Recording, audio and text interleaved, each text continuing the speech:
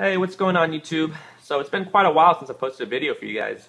So just wanted to bring you guys something, show you guys what I'm doing. This is the 40 breeder, and as you can see, it's still planted. I never went through with the switch over to a Tanganyikan tank like I was contemplating. Decided to battle the algae problem, and I moved some plants around, pulled some plants out, did some rescaping.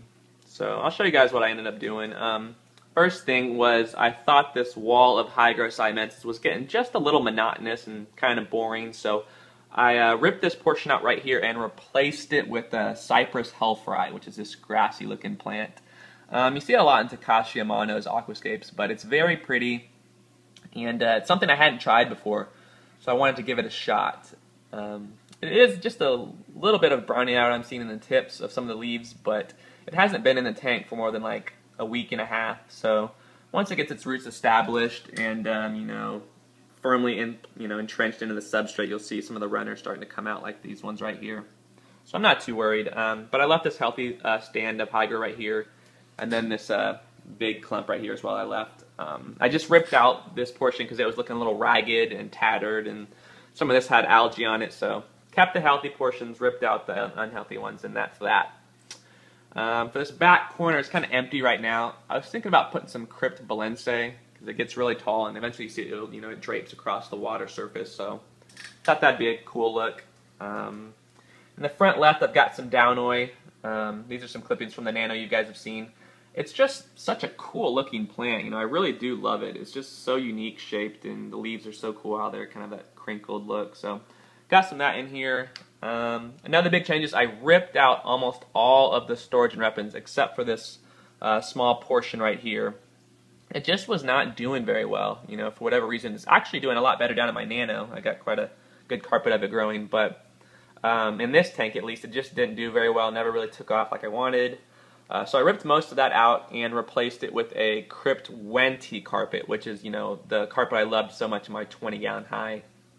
So there's some Crypt Wenti green, some Tropica, and some red, or brown, whatever, in there. So from the top down, you can see, once all of these stands mature, it'll fill in these empty portions right here pretty nicely. So that should look really good. Let's see what else. So yeah, I took the Crypt Parvo from the bottom tank that was down here, and I moved that in here just to see how it would do, just kind of curious. It's doing all right. The Java Fern's still doing really good.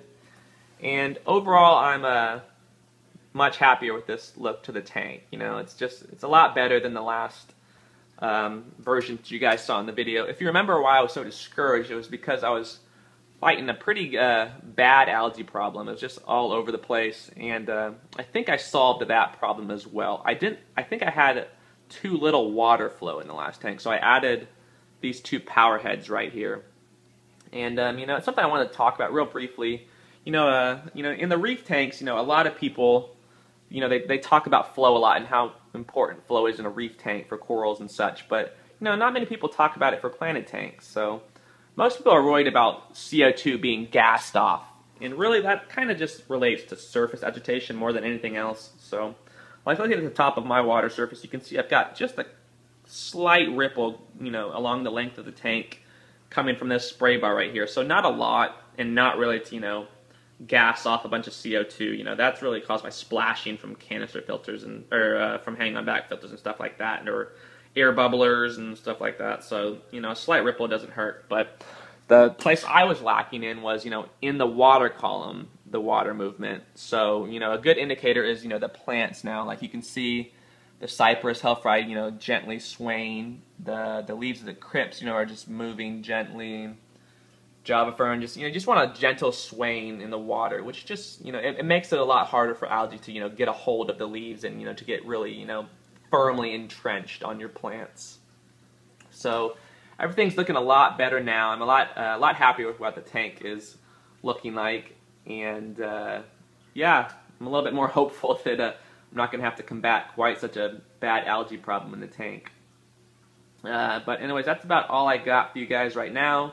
I appreciate all the new subscribers I've been picking up lately that are new to my channel. I hope you guys like what you see. And yeah, I'll get back to you guys in a bit with an update on the reef tank. Thanks for watching, y'all.